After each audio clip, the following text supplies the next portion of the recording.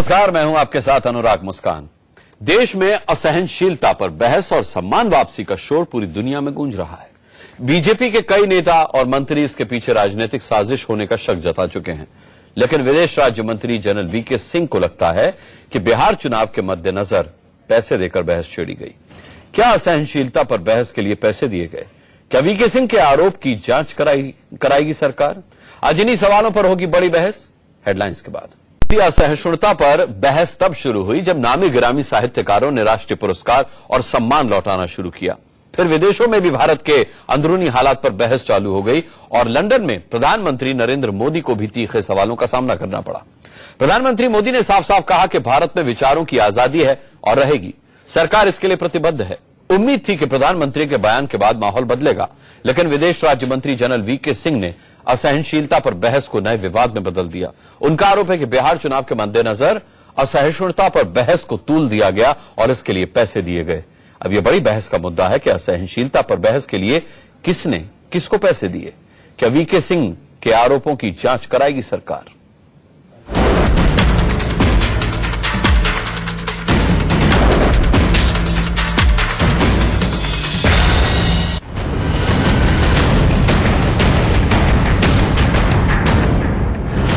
देश के विदेश राज्य मंत्री और भारतीय सेना के पूर्व प्रमुख जनरल वीके सिंह जब भी बोलते हैं बवाल ही खड़ा करते हैं। वीके सिंह ने ताजा बयान देश में असहनशीलता को लेकर छिड़ी बहस और सम्मान वापसी पर दिया और यहाँ भी उन्होंने विवाद ही पैदा किया। क्षेत्रीय प्रवासी दिवस के कार्यक्रम में अमेरिका गए विदेश राज्य मंत्री वीके सिंह ने कहा, भारत में असहिष्णुता पर बहस उन लोगों ने छेड़ी जिन्हें इस काम के लिए पैसे दिए गए। ये बहस कुछ ज्यादा ही कल्पनाशील लोगों के दिमाग की गैर जरूरी उपज है जो बिहार चुनाव से पहले राजनीति से प्रेरित थी।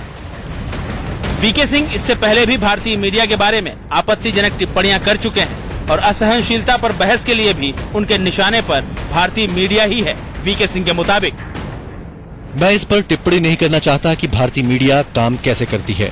जब दिल्ली में विधानसभा चुनाव हो रहे थे तब अचानक ऐसे लेख छपने लगे और हिस्टीरिया पैदा कर दिया गया कि चर्च पर हमले हो रहे हैं, ईसाई समुदाय को अलग थलग किया जा रहा है वगैरह। चर्च में चोरी की छोटी सी घटना को चर्च पर हमला बताया गया। क्यों? क्योंकि कुछ लोग थे जो इससे वोट हासिल करना चाहते थे और मीडिया उनके हाथों में खेल रहा था। ये पेड था या नहीं मैं नहीं जानता, इस बारे में फैसला या विचार आपको बनाना है। अब बड़ा सवाल ये है कि जनरल वीके सिंह को क्यों लग रहा है कि असहनशीलता पर बहस के लिए पैसे दिए गए। देश में बढ़ती असहनशीलता के विरोध में साहित्य अकादमी पुरस्कार लौटाने वाले कवि और आलोचक अशोक वाजपेयी ने वीके सिंह के बयान पर तीखी प्रतिक्रिया दी है। इस देश के राष्ट्रपति ने असहिष्णुता के बारे में कहा है, रिजर्व बैंक के गवर्नर ने कहा है, उद्योगपति नारायण मूर्ति ने कहा है, जुबीन मेहता ने कहा है। तो ये सब लोग पैसा देकर असहिष्णुता की चर्चा कर रहे हैं। असहनशीलता पर जारी बहस और इससे जुड़े सवालों का सामना प्रधानमंत्री नरेंद्र मोदी को लंदन में भी करना पड़ा था और उन्होंने दो टूक जवाब देकर विरोधियों की बोलती भी बंद कर दी थी। हिंदुस्तान के किसी भी कोने में कोई भी घटना घटे, हमारे लिए हर घटना गंभीर होती है। हम इसको किसी भी हालत में टॉलरेट नहीं करते हैं। संविधान के तहत सामान्य से सामान्य नागरिक के जीवन को हर प्रकार की सुरक्षा, उसके विचारों की रक्षा, उससे प्रतिबद्ध है और इस काम पर हम कमिटेड हैं। लेकिन विदेश राज्य मंत्री ने एक बार फिर इस बहस को जिंदा कर दिया कि क्या देश में असहनशीलता बढ़ रही है। इसी इंटॉलरेंस के खिलाफ में जिस वक्त रघुराम राजन ने, राष्ट्रपति जी ने, दलाई लामा ने जब बात बोली तो क्या वो लोग भी पेड थे? क्या उनको भी ये जनरल वीके सिंह साहब उसी कैटेगरी के अंदर मानते? देखिए, ये वीके सिंह जो है वो बीजेपी को उनको कहना चाहिए कि वो थोड़ा यानी नया मुल्ला ज्यादा प्याज खा रहा है, वो कुछ भी बात कहते हैं। नहीं, बिल्कुल सही बात है। कम से कम मालूम तो हो और देश के सामने ये तस्वीर आना चाहिए कि ये लोग जो अपने आप को देशभक्त कहते हैं और सरकारें चलाते हैं और संवैधानिक पदों पर बैठते हैं, ये दरअसल दूसरे देशों के एजेंट हैं, पैसे लेते हैं। ये मालूम हो किसने कितने पैसे लिए हैं, तो बड़ी गंभीर बात है। वीके सिंह के बयान पर बीजेपी जहां सफाई दे रही है, तो वहीं मोदी सरकार के मंत्री साहित्यकारों को ही नसीहत दे रहे हैं। जहां तक इंटॉलरेंस का विषय है और जहां तक बुद्धिजीवी वर्ग का संबंध है, भले ही वो लेखक हो, साहित्यकार हो, कवि हो, समाज में उनकी भूमिका रहती है समाज को जोड़ने की, ना कि बांटने की। और इसलिए हमें यही अपेक्षा रहेगी कि उनकी ओर से कोई भी ऐसा कार्य जाने अनजाने में ना हो जिससे समाज में कोई विभाजन पैदा होता हो। There is a lot of debate which has gone in the intolerance. It is the fourth pillar of democracy, the media, and certainly media is going to make the people of this country aware. I will not like to brush the entire media with the same brush. केंद्र सरकार के कई मंत्री और BJP के नेता भी आरोप लगा चुके हैं कि असहनशीलता पर बहस के पीछे राजनीतिक साजिश है। अब जनरल वीके सिंह इस साजिश के पीछे पैसे का खेल होने का आरोप भी लगा रहे हैं। इसलिए ये सवाल बड़ा हो गया है कि सरकार वीके सिंह के आरोपों की जांच क्यों नहीं करा लेती। ये सच्चाई तो सामने आनी ही चाहिए कि असहनशीलता पर बहस वाजिब है या किसी साजिश का हिस्सा। दिल्ली में राकेश कुमार सिंह के साथ ब्यूरो रिपोर्ट, इंडिया न्यूज।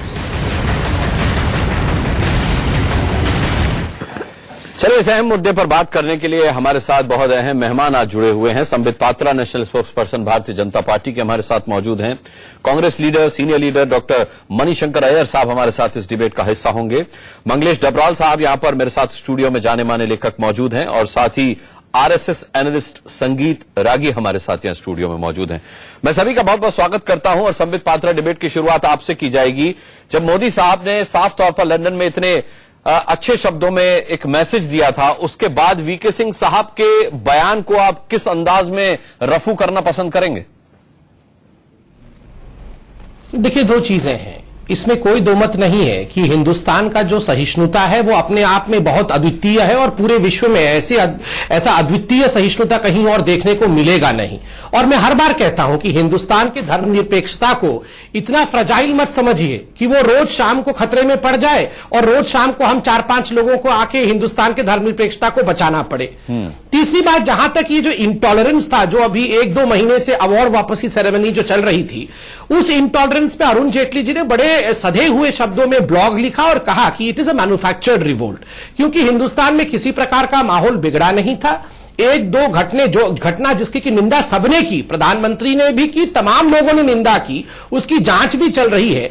उन मसलों में जिस प्रकार से अवार्ड वापसी किया गया सिलेक्टिव आउटरीच दिखा के, जो पहले भी 1984 का रायट हो या कश्मीरी पंडितों का विषय हो, उन विषयों पे सिलेक्टिवली चुप रहना और इस पे अवार्ड वापस करना, इस पे बहुत चर्चा हुई और मुझे लगता है जनता आज जानती है कि हकीकत क्या है, हमें एक्सप्लेन करने की जरूरत नहीं है। नहीं तो हकीकत है जो वीके सिंह साहब कह रहे हैं कि मंगलेश डबराल जैसे प्रतिष्ठित साहित्यकारों ने पैसा लिया अवार्ड वापस करने के बदले, क्या उनके कहने का मतलब ये था?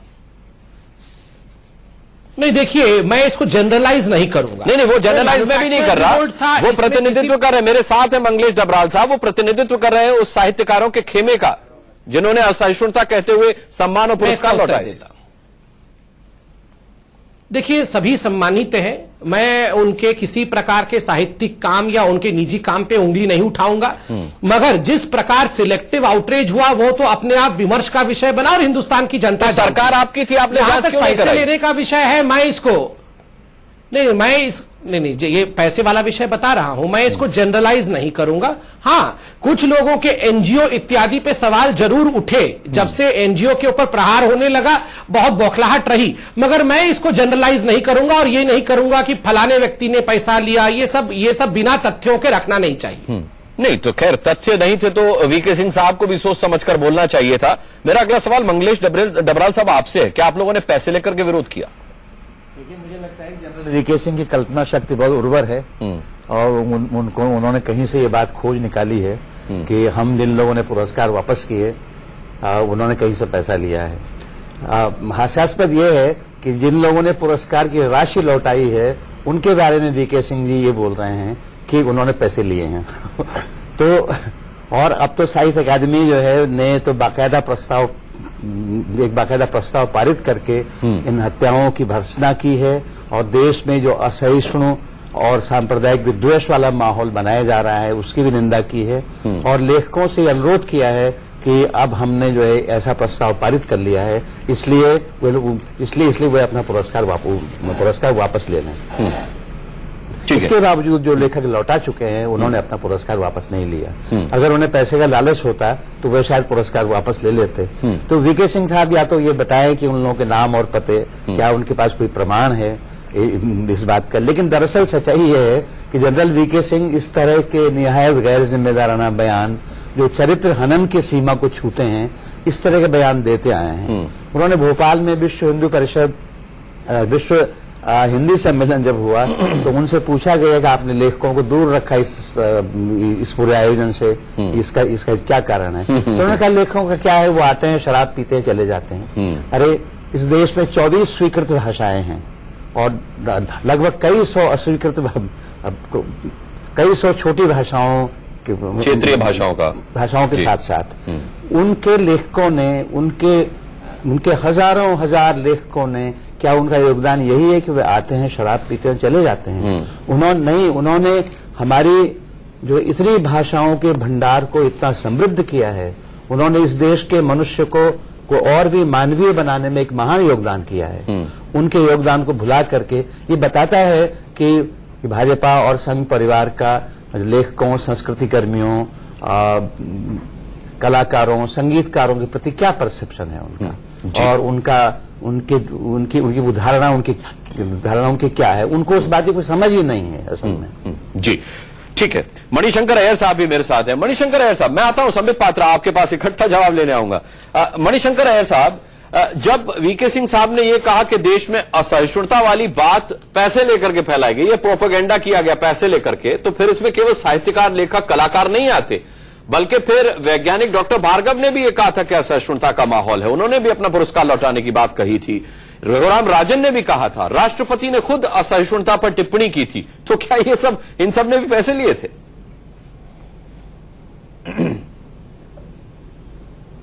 आश्चर्य हो रहा है, जैसा कि संबित पात्रा ने कहा, हम एक सेक्युलर देश है हजारों साल से, और आज तक असहिष्णुता का सवाल नहीं उठा है, क्योंकि जो सत्ता में थे और जो उनके साथ जुड़े हुए थे, उन्होंने कोशिश किया कि उसी सेक्युलर माहौल को कायम रखे। अब पिछले कुछ महीनों से इस पर हमला हो रहा है उनके तरफ से जो कल तक बिल्कुल एक कोने में थे और आज सत्ताधार हो चुके हैं। तो यही कारण है कि इतने महान लोग, मेरे जैसे छोटे लोग नहीं, इतने महान लोग जो वैज्ञानिक हैं, जो साहित्यकार हैं, जो कलाकार हैं, कि उन्होंने सब सोचा, इतने तकरीबन 100 लोग से ज्यादा जो हमारे देश के रत्न हैं, उन्होंने कहा कि यहां इंटॉलरेंस बढ़ रहा है, और बजाय इसे गंभीरता से लेने का, आपसे कहा जा रहा है कि एक वित्त मंत्री का ब्लॉग को हम पढ़ें। वो कोई मैन्युफैक्चर्ड डिसेंट नहीं है, ये एक मैन्युफैक्चर्ड एक्सक्यूज है। संबित पात्रा, और जो प्रधानमंत्री ने लंदन में जाकर कहा, जी मणिशंकर, और जिसको कि उन्होंने कहा कि हम आगे ये सब करेंगे, मैं ये जानना चाहता हूं कि यहां क्यों नहीं कहा, और क्यों नहीं उन्होंने ठोस कदम उठाए उन सब के खिलाफ जो कि इस परंपरा को खराब करने में लगे हुए हैं। हाँ, थोड़ा सा टॉलरेंट हो जाइए, मैं भी अपना विषय रख दूं। आप देखिए, अभी मणिशंकर अय्यर जी का कहना कि इससे पहले जो सत्ता में थे वो चाहते थे कि ये जो सेक्युलर फैब्रिक है वो न टूटे, और जो कोने में पड़े हुए थे अर्थात भारतीय जनता पार्टी, जैसे ये सत्ता में आई, इन्होंने सेक्युलर फैब्रिक को तोड़ने का प्रयास किया। अर्थात आज मणिशंकर अय्यर जी मानते हैं कि 1984 ये ऐसा ही था, ये ट्रिवियल सा घटना था, ये बड़ा घटना नहीं था। मणिशंकर जी मानते हैं मीरठ, मलियाना, दरभंगा, बिल्कुल नहीं छोटे घटना थे। कभी नहीं कहा है कि थोड़ा टॉलरेंट हो जाइए, प्लीज, थोड़ा सहिष्णु हो जाइए। मैं बीच में नहीं बोल रहा था। हाँ, देखिए मतलब वो सब छोटी छोटी ट्रिवियल घटना थी, उनको क्या काउंट करना। ये तो सारा पूरा माहौल ये एक साल में ही बिगड़ा है, क्योंकि मोदी जी चाय वाला जो है, जो कभी भी किसी भी कीमत पे प्रधानमंत्री नहीं बनना था, वो चाय वाला प्रधानमंत्री बन गया। तो वो सहिष्णु कैसे होंगे? मणिशंकर जी तो सबसे अच्छे से जानते हैं ना, उन्होंने खुद कहा था कैसे बनेगा चाय वाला प्रधानमंत्री। अब जब चाय वाला बन गया है तो वो टॉलरेट नहीं कर पा रहे हैं, उसी का अंजाम है कि वो 84 इत्यादि सब भूल के अभी एक मैन्युफैक्चर डिसेंट कर रहे हैं। दूसरी बात मैं बताऊं, दो कैटेगरी के लोग हैं इस पूरे टॉलरेंट डिबेट में, the ones who are misleading and the ones who are misled. एक ग्रुप है जो मिसलीड करने का भरपूर प्रयास कर रहे हैं, हिंदुस्तान के नाम को मलाइन कर रहे हैं, और कुछ वाकई महान लोग हैं जो मिसलेड हो जा रहे हैं इनके मिसलीडिंग फॉर्मूला को देखते हुए कि वाकई क्या माहौल बिगड़ गया है। मगर आज देखिए, आज खुद महामहिम राष्ट्रपति जी ने कहा है कि बड़े लोगों को इस प्रकार इनसेंसिटिव होकर अवार्ड वापस नहीं कर देना चाहिए। हिंदुस्तान के फिलॉसफी को समझिए, हिंदुस्तान ऐसे कमजोर देश नहीं है। और मुझे लगता है मैं मनी के महामहिम राष्ट्रपति जी ने कहा है कि बड़े लोगों को इस प्रकार इनसेंसिटिव होकर अवार्ड वापस नहीं कर देना चाहिए। हिंदुस्तान के फिलॉसफी को समझिए, हिंदुस्तान ऐसे कमजोर देश नहीं है। और मुझे लगता है मैं मनी के पैसे के रिश्वत में तो नहीं जाऊंगा, मगर मैं कहूंगा there is an element of intellectual bribery. ये इंटेलेक्चुअल ब्राइबरी का तो मामला है, पैसे पे मैं नहीं जाता हूं। जी, मणिशंकर ऐसा कुछ कहेंगे इस पर, फिर मैं संगीत साहब के पास जाऊं। मैं सबसे पहले ये कहना चाहता हूं कि जो सिखों के खिलाफ हुआ 1984 में, उसका मैं कड़ी तरह से खंडन करता हूं। सवाल ही नहीं उठता कि हम उसके बारे में कहें कि एक छोटी मोटी इंसिडेंट थी। और मैं ये कहना चाहता हूं कि जबकि दूसरे तीसरे दिन ये कब्जू में नहीं आया, तो रात के वक्त राजीव गांधी प्रधानमंत्री अपनी ही गाड़ी में चढ़कर जहां जहां बहुत ही कठोर व्याख्याएं हुई थी, उन इलाकों में जाकर 3 दिन के अंदर उसको कंट्रोल में लिया है। और इसका आप सीधा ऑपोजिट देखिए गुजरात में, जहां की मुख्यमंत्री हिले ही नहीं। दूसरी चीज, क्योंकि ये संबित पात्रा हर प्रोग्राम में जहां की मैं हूं, वो कहता है कि मैंने कहा कि चाय वाला कभी प्रधानमंत्री नहीं बन सकता है। ये बिल्कुल झूठ है, मैंने कभी ये नहीं कहा। वो कहता है तू तलाक तो बंद कर दीजिए मणिशंकर साहब, और इसलिए मैं समझता हूं कि वो प्रधानमंत्री नहीं बन सकता। तो इन चीजों को मरोड़ कर कहना, अभी वो कहते हैं कि इंटेलेक्चुअल ब्राइबरी, किसने ब्राइब किया इंटेलेक्चुअली या मॉनेटरीली? नयनतारा सहगल को, जिन्होंने कि अपने ही करीब के रिश्तेदार इंदिरा गांधी का खंडन किया था इमरजेंसी के दौरान, और उनका पूरा रिश्ता उस खानदान से तोड़ा क्योंकि वो इसको सह नहीं सकते थे। ये गलत बात है कि जो जाने माने लोग हैं, जो इज्जतमान लोग हैं, उनके बारे में इस तरीके से बात की जाती है। ये कोई मैन्युफैक्चर्ड डिफेंस नहीं है, संबित पात्रा का डिफेंस बिल्कुल मैन्युफैक्चर्ड है। ठीक है संबित, इसका जवाब लेने के लिए मैं आपके पास आऊंगा। और 10 सेकेंड। अच्छा ठीक है, 10 सेकंड में बोल दीजिए। देखिए आप बताइए, ये देश में इंटॉलरेंस है? खुद मणिशंकर अय्यर जी यहां बैठे हैं, अभी चंद घंटों पहले उन्होंने कहा कि जो पेरिस में अटैक हुआ, और वो तो इसलिए हुआ क्योंकि वहां हिजाब पहनने नहीं दिया जाता है। आजम खान बोल रहे हैं एक्शन का रिएक्शन होगा। मैंने कभी ये नहीं कहा, पाकिस्तान में मोदी जी को गाली दे के आ रहे हैं, फिर झूठ। इंटॉलरेंस मत करिए सर मैं हाथ जोड़ के टॉलरेंस हो जाइए सर, ऐसे मुझे आप इनको इतने झूठ बोलने की टॉलरेंट हो जाइए, नहीं प्लीज टॉलरेंट हो जाइए सर, अपने समय पे बोलिएगा, मैं आपके समय पे नहीं बोल रहा। निजी बना देते हैं, प्लीज टॉलरेंट हो जाइए, पर आइए, प्लीज टॉलरेंट हो जाइए। नहीं मैं विषय पे हूं सर, प्लीज टॉलरेंट हो जाइए। आप टॉलरेंट हो जाइए। सलमान खुर्शीद जाके नरेंद्र झूठ मत बोलिए, कौवा काटेगा आपके पीछे। अरे कौवा तो आपके पास है, वो कहां से काटेगा? वो आप ही लोगों को काटेगा, कौवा नहीं है हमारे पास हंस है, हंस, सच्चाई का हंस। खैर ये छोटी छोटी बातें छोड़िए, मगर सलमान खुर्शीद जाके नरेंद्र मोदी जी के खिलाफ पाकिस्तान में बोल के आते हैं, पाकिस्तान में नवाज शरीफ की भरपूर बड़ाई करते हैं, कहते हैं पाकिस्तान तो शांतिप्रिय देश है, वो शांति का हाथ बढ़ा रहा है। मगर भारत और प्रधानमंत्री मोदी शांति नहीं कर रहे हैं। नहीं, आज हम वीके सिंह साहब के बयान पर डिबेट कर रहे हैं, उस पर आ जाइए। नहीं ये इंटॉलरेंट कंट्री के लक्षण है क्या? अगर हम सलमान खुर्शीद जी को प्यार से सह लेते हैं तो ये इंटॉलरेंट कंट्री के दुनिया भर लक्षण है। घूमते हैं और हमारा खंडन करते हैं, ये सही चीज है क्या? विदेश में जाकर अंदरूनी मामला उठाना, ये मोदी जी ने ये विरासत शुरू की है। ठीक है संगीत रागी जी, क्या आपको लगता है वीके सिंह साहब का बयान प्रासंगिक है या उन्हें इस तरीके का बयान देना चाहिए था, जबकि प्रधानमंत्री लंदन में इतना बड़ा बयान दे चुके हैं सहिष्णुता पर? देखिए, मैं वीके सिंह जी के बयान पर बाद में आऊंगा। पहले मैं मंगलेश डबराल जी से शुरू करूंगा। इन्होंने एक बहुत बड़ा आक्षेप लगाया है। इन्होंने कहा है कि संघ परिवार की क्या समझ है साहित्यकारों के बारे में, ये साफ साफ दिखता है। जिस प्रकार, जिस भाषा में मंगलेश जी बोल रहे थे, मैं उनका साहित्यकार के रूप में सम्मान करता हूं, पर जिस भाषा में वो बात कर रहे थे उसमें साफ दिखती है कि जैसे कोई आंतरिक घृणा से वो पीड़ित हैं संघ परिवार से। दूसरी बात, ये पूरा देश जानता है कि साहित्यकारों की खेमेबंदी है उनकी, और उस खेमेबंदी में एक वामपंथी घड़ा है जिसके साथ बहुत सारे साहित्यकार जुड़े हैं। कुछ साहित्यकार ऐसे हैं जो इन घेरे से बाहर हैं। पिछले 60 साल में कांग्रेस के नेतृत्व में वामपंथी जो साहित्यकार हैं वो बड़े पल्वित पुष्पित हुए हैं। बड़े बड़े सांस्कृतिक और अकादमिक संस्थानों पर उनका कब्जा रहा है। इस देश में सेकुलर कौन है, नॉन सेकुलर कौन है, इसका वो सर्टिफिकेट बांटते हैं। कौन साहित्यिक चर्चाओं में के विमर्श में सबसे उच्च आसीन है, कौन पद्म भूषण और पद्म अवार्ड लेने के लायक है, ये सारे सर्टिफिकेट बांटने का पूरा का विश्वविद्यालय के अंदर और विश्वविद्यालय के बाहर अकादमिक संस्थानों में इनकी ठेकेदारी रही है।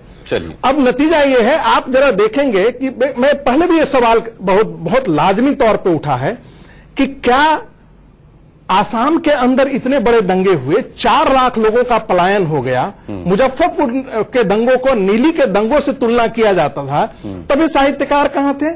तब इनकी अंतरात्मा की आवाज क्यों नहीं होती थी? मंगलेश जी पर हो गया, अब वीके सिंह पर आ जाइए। जहां तक वीके सिंह का सवाल है, वीके सिंह सवाल जो उन्होंने कहा है, मैं जब तक कोई तथ्य हाथ में नहीं हो तब तक ऐसी बातों को प्रोत्साहन नहीं देना चाहिए, ऐसी बातों को पब्लिक डोमेन में नहीं बोला जाना चाहिए। जहां तक जो साहित्यकारों का जो पुरस्कार लौटाने के, यदि आप देखेंगे कि दिल्ली इलेक्शन से पहले और बिहार इलेक्शन से पहले एक बहुत साफ साफ पैटर्न दिखता है। दिल्ली इलेक्शन से पहले हमको देखने को मिला था प्रतिदिन चर्च के अंदर जो है वो कोई छोटी सी घटना घट रही है, वो उनके यहां दीपक बुझ जा रहा है, उसको भी संघ परिवार पर थोप दिया जाता था। एक ताला टूट गया, उसको भी संघ परिवार पर थोप दिया। ऐसा बनाया गया जैसे संघ परिवार पूरे आतंक का साया लिए हुए चारों ओर घूम रहा है। वही हालत बिहार के चुनाव से पहले भी इस प्रकार के दिखाने की कोशिश की गई। तो पूरा का पूरा ऐसा माहौल बनाया गया, जिससे यही कारण है कि इन साहित्यकारों और संस्कृति कर्मियों पर सवालिया निशान लगता है। क्योंकि ये तब कहां थे जब भी इनको संघ परिवार सत्ता में आता है या बीजेपी सत्ता में आती है, ये मोमबत्ती जला करके और इंडिया गेट पहुंच जाते हैं। ठीक है, ये रोज जो है वो परिक्रमा करना शुरू कर देते हैं। आहत हो गए, लेकिन आप फिर वीके सिंह साहब से हट गए। नहीं, मैंने वीके सिंह साहब पर साफ शब्दों में कहा कि जब तक तथ्य आपके पास नहीं हो, इस प्रकार के बयान वैसे व्यक्ति को जो एक संवैधानिक संस्था को पर कायम है, इस प्रकार के बयान से बचना चाहिए जब तक आपके पास तथ्य नहीं हो। लेकिन हम साथ साथ यह भी एनालिसिस करें कि एक पैटर्न हमको बिहार चुनाव के दरमियान दिखा और वही पैटर्न जो पिछली बार दिल्ली चुनाव के पास हमें को देखने को मिलता था। उन दो विमर्शों को यदि हम ध्यान में रखें, उन दो पैटर्नों को हम ध्यान में रखें, तो कुछ निष्कर्ष ऐसे निकलते हैं जैसे जानबूझ करके इस प्रकार का दुष्प्रचार फैलाने की। ठीक है, तो संबित पात्रा अगर इसमें मैं रागी जी से ये पूछना चाह रहा था कि बिहार में जो नीतीश कुमार की जीत के बाद या कि महागठबंधन की जीत के बाद भी एक दलित लेखक ने अभी पुरस्कार लौटाया है अपना, इस बात को क्या कहेंगे आप? देखिए, कोई एक लेखक नहीं, अब एक मिनट मेरी बात आपने एक प्रश्न किया है, मेरा जवाब भी सुन लीजिए। इस देश में कितने इतिहासकार हैं? इसके देश में कितने संस्कृति कर्मी हैं? इस देश में कितने साहित्यकार हैं? 4 साहित्यकार उठ करके खड़े होते हैं, वो बहुत बड़ा न्यूज बन जाता है, और 200 साहित्यकार उठ करके पदयात्रा करते हैं और कहते हैं कि ऐसा नहीं होता है, तो वो न्यूज नहीं बनता है। मैं इसलिए कहा कि कुछ लोगों के पास ठेकेदारी की व्यवस्था है। ये सब न्यूज बनाने के लिए हो रहा है क्या? ये बिल्कुल न्यूज बनाने के लिए हो रहा है। That is the reason that initially it was said that it was a manufactured. देखिए, मैंने खुद जो है 4 चैनलों पर जाने से इनकार किया मैंने, और मैं यहां भी आने से इनकार कर रहा था। वो मैं भी उनको ठीक है, संगीत रागी साहब ने इस बहस को नया खोल दिया है कि ये सब कुछ चर्चा में आने के लिए, सब कुछ खबर बनाने के लिए हो रहा है। मैं वीके सिंह साहब के बयान को और इलैबोरेट करूंगा। संबित पात्रा से मैं पूछूंगा कि अगर असहिष्णुता पर बहस के लिए पैसे लिए गए तो केवल लेखक ही उनके निशाने पर थे या फिर मीडिया भी उनके निशाने पर था? एक छोटे से ब्रेक। स्वागत है। संबित पात्रा से सवाल। संबित, क्या अगर वीके सिंह साहब कहते हैं कि असहिष्णुता पर बहस पैसे लेकर के कराई गई तो फिर इसका मतलब यह है कि उनके एक तीर से कई निशाने उन्होंने साधने की कोशिश की है? फिर साहित्यकार और पुरस्कार सम्मान लौटाने वाले लोग ही नहीं, असहिष्णुता पर टिप्पणी करने वाले लोग भी इसमें शामिल हैं और यह हमला फिर मीडिया पर भी किया है उन्होंने। क्या कहेंगे आप? नहीं, देखिए किसी भी स्टेटमेंट को हमें ओवर रीड नहीं करना चाहिए। जो वीके सिंह जी ने कहा उसका कुल मिला के moral of the story is कि ये मैन्युफैक्चर्ड रिवोल्ट था। जहां तक पैसे देकर क्या किया गया, मैंने इसको कहा इंटेलेक्चुअल ब्राइबरी का विषय हो सकता है, बिना तथ्य के मैं पैसे की बात नहीं करूंगा। पैसे का विषय, जब से एनजीओज पे अटैक हुआ है कहीं ना कहीं एक असहिष्णु वातावरण कुछ लोगों में बना है, मगर इसको जनरलाइज करने की आवश्यकता नहीं होनी चाहिए। आप देखिए, पॉलिटिकल पॉइंट स्कोर करने के लिए लगातार कुछ लोगों ने, और मैं हमेशा कहा हूं पर्टिकुलरली कांग्रेस के लिए, कांग्रेस जब भी सत्ता से बाहर रहती है उसकी हालत जल बिन मछली वाली हो जाती है। किसी भी कीमत पे उसे सत्ता चाहिए। वैसे में एक मैन्युफैक्चर्ड एनवायरमेंट क्रिएट करके पूरे विश्व में हिंदुस्तान के नाम को बदनाम करना और एक प्रोपेगेंडा चलाना, ये कांग्रेस करती रही है, आज नहीं हमेशा से करती रही है। तो ये प्रोपेगेंडा भी आपको लगता है कांग्रेस ने ही करवाया है? देखिए Anurag ji, with all due respects, Congress को कम करके मत आंकिए। कांग्रेस वो सब करा सकती है जो आप सपने में भी नहीं सोच सकते हैं। ये जो 65 साल से ये राज कर रहे हैं हिंदुस्तान,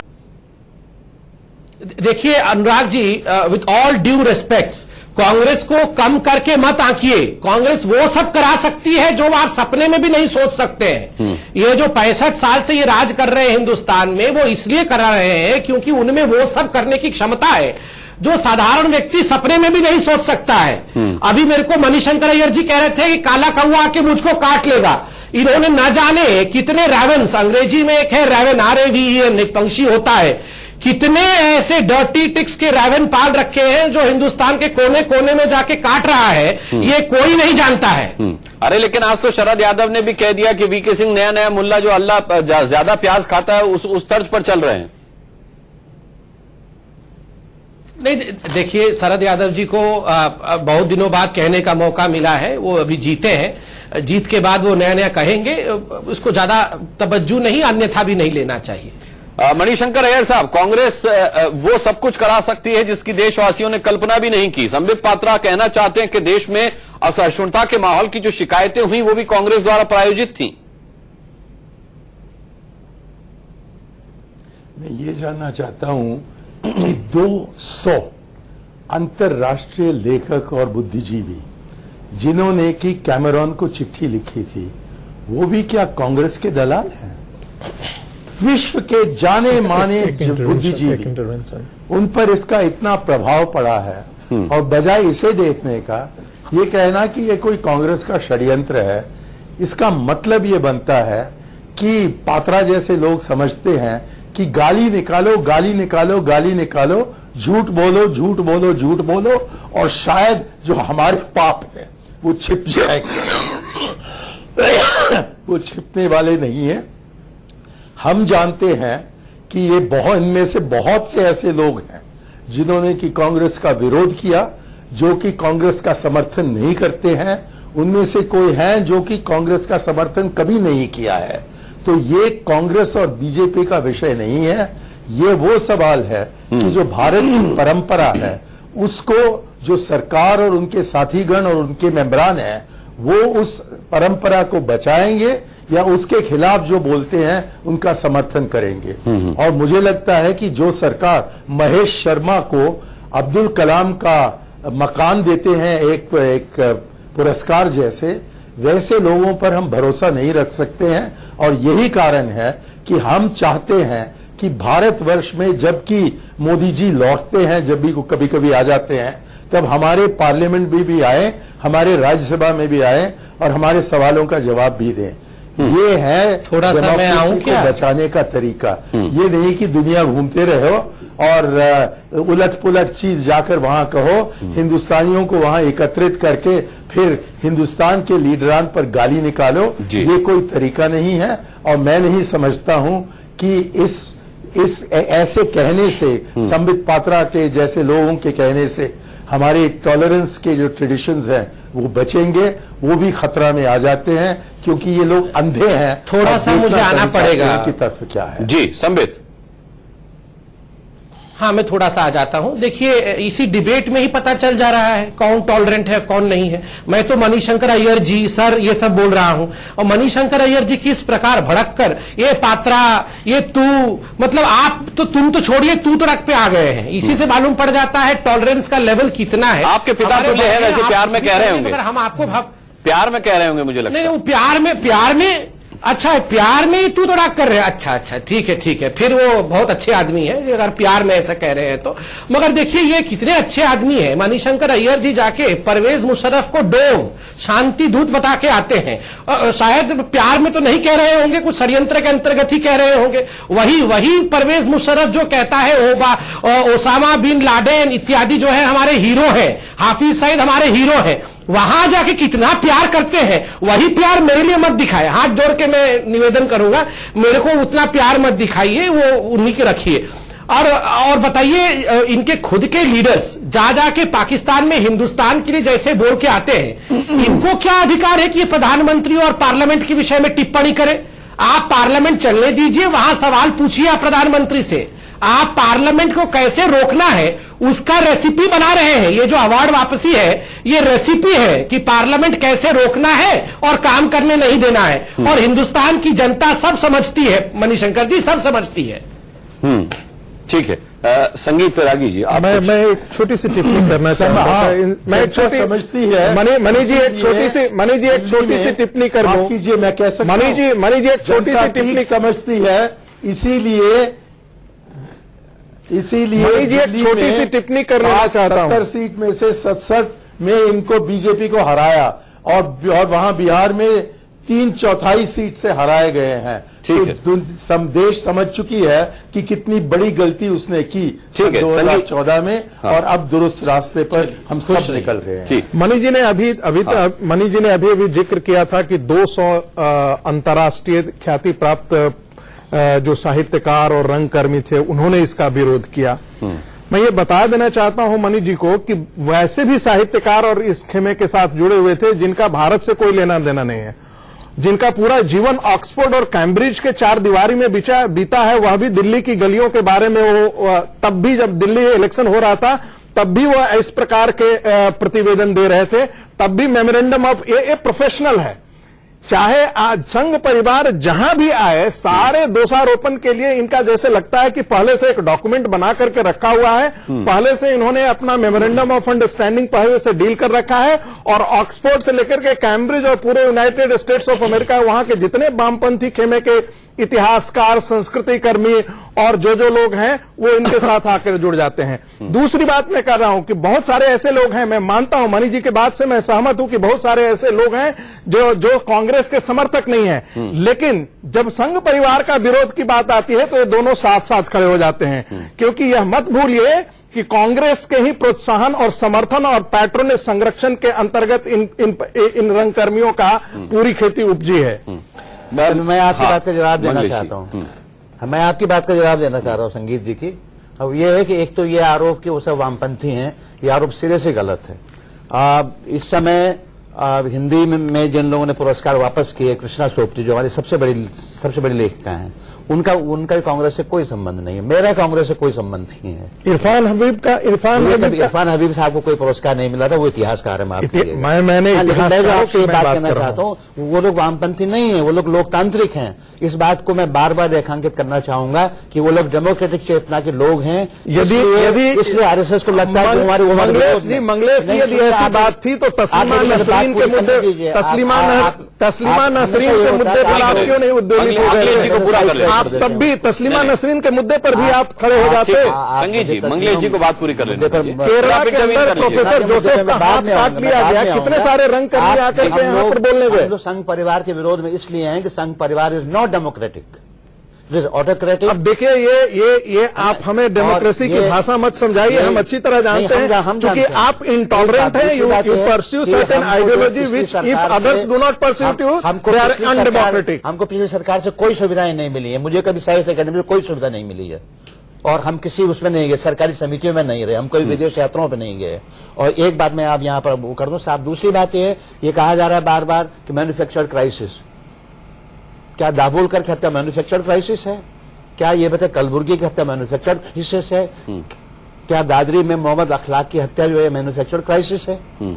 इस बात का जवाब ये लोग नहीं देते, बस खाली कहते हैं। क्या गुलबर्गी की हत्या संघ परिवार ने की है? क्या गुलबर्गी की हत्या की? क्या नहीं आप मुझे बताएं। उनकी हत्या के बारे में लगभग ये तय है कि सनातन संस्था नामक ये हिंदूवादी संगठन ने की है। ऐसा है कि सारे हिंदूवादी संगठन का मतलब संघ परिवार होता है। यदि आपकी ये समझ है, परिवार यदि संगठन है, सुन लीजिए, रातों रात नहीं, जैसे कोई भी समाजवादी किसी समाजवादी के द्वारा कोई इस प्रकार की घटना की जाती है और पूरे वामपंथ को, एक मिनट जरा सुन लीजिए, ये आपकी समझ पर हमको तरस आता है कि आप एक हिंदू कोई यदि घटना घटे तो पूरे संघ परिवार के साथ आप जोड़ देंगे। आपके तरफ ये वैसे ही है जैसे कोई एक वामपंथ के 25 धाराएं हैं, कोई एक धारा कहे तो उसको सारे के सारे वामपंथियों के साथ आप लपेट दें।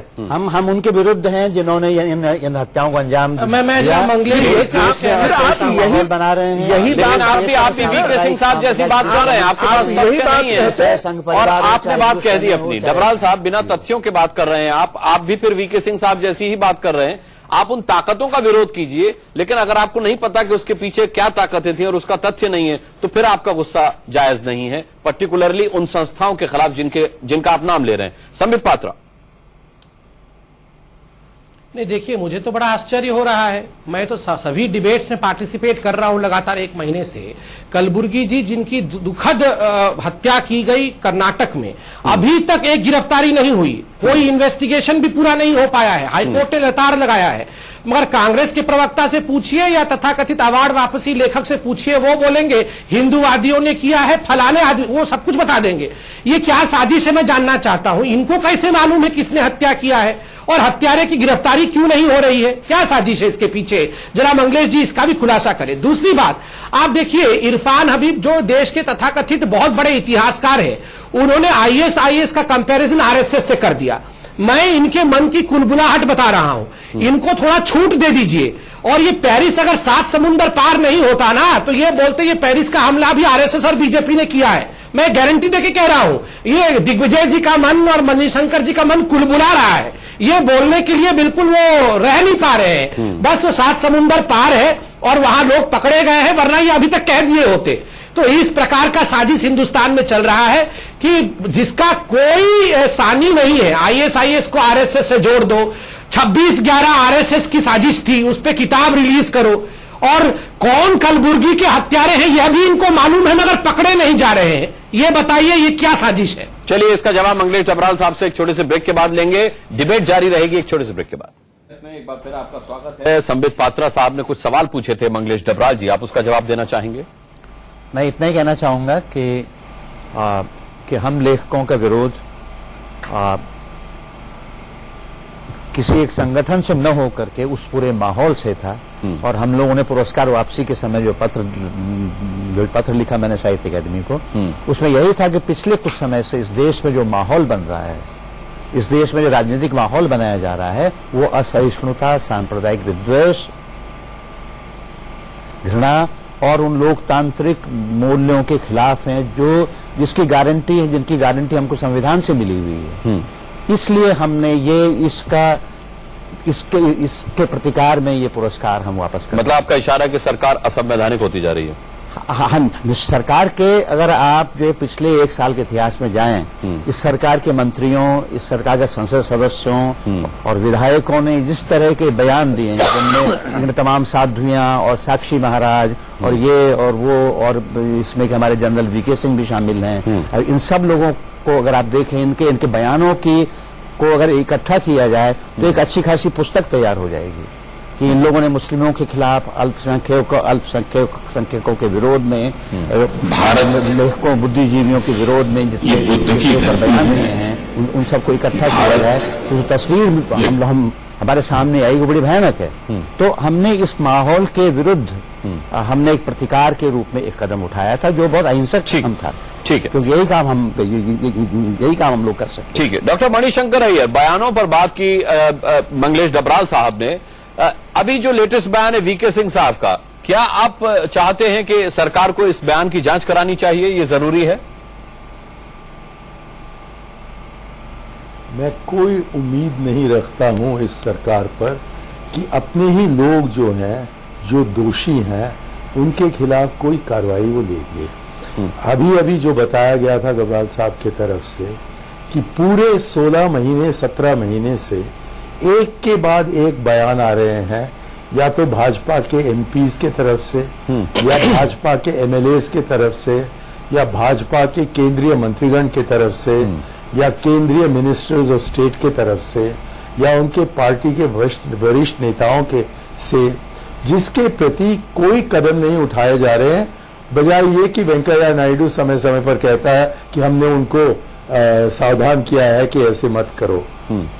मुझे लगता है कि ये जो कह रहे हैं यही है मंशा सरकार की, और इसीलिए उन पर रोक नहीं डाला जा सकता। अब समझने वाली बात है कि जबकि सरकार इस किस्म के बयान और इस किस्म के लोगों के खिलाफ कदम नहीं उठाती है, तो लाजमी है कि हम समझेंगे कि असहिष्णुता का जो माहौल है, जो इंटॉलरेंस की एटमॉस्फेयर है, वो देश में बढ़ रहा है, और उसको आशीर्वाद मिल रहा है मोदी सरकार से।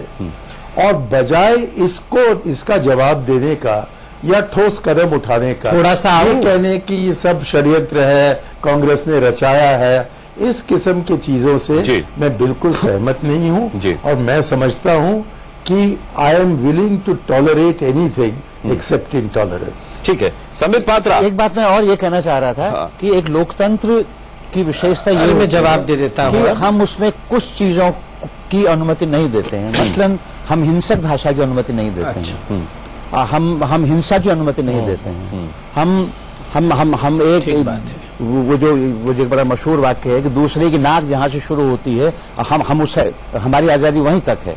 तो मतलब दूसरे की नाक पर हम हमला करें, हमारी ये सीमा है। ये लोकतंत्र की बहुत बड़ी पहचान है। तो हमने क्या किया है कि इन तमाम वर्षों में कि हमने इस लोकतंत्र में हिंसा को जज्ब होने दिया, हिंसक भाषा को, घृणित भाषा को, उन्माद की। ठीक है, चले इस पे संबित से जवाब ले लेते हैं। संबित, साथ ही मुझे ये भी बताइएगा कि क्या वीके सिंह साहब के बयान की जांच सरकार कराएगी? बहुत बड़ा आरोप उन्होंने लगाया है कि असहिष्णुता पर बहस पैसे लेकर हो रही है।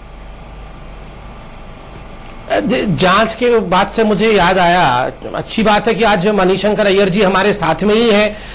मणिशंकर अय्यर जी, मैं अभी ब्रेक में एक वीडियो देख रहा था, आपने पाकिस्तान में शायद कोई इंटरव्यू दिया है और कहा है अगर आप वार्ता चाहते हैं, मतलब पाकिस्तान, अगर आप वार्ता चाहते हैं तो मोदी को हटाइए और हमको लेकर आइए। बताइए ये हिंदुस्तान कितना सहिष्णु है, हम लोग कितने सहिष्णु हैं? जाके आप पाकिस्तान में ऐसा इंटरव्यू देके आते हैं, फिर सुबह 6 बजे से रात के 12 बजे तक यहां भी मोदी जी के खिलाफ बोलते हैं, फिर आप बोलते हैं लोकतंत्र की हत्या हो गई।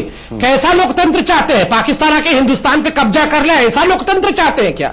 और थोड़ा सा यह भी बता दीजिए आप कि आप ऐसे पाकिस्तान के फेवर में क्यों बोलते रहते हैं? आपको पाकिस्तान से क्या लाभ मिलता है?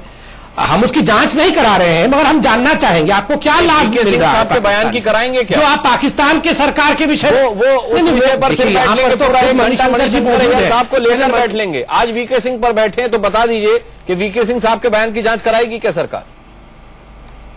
देखिए, मैंने कहा कि हम जनरलाइज नहीं कर सकते हैं।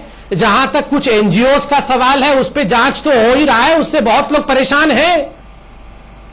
ठीक है, ठीक है।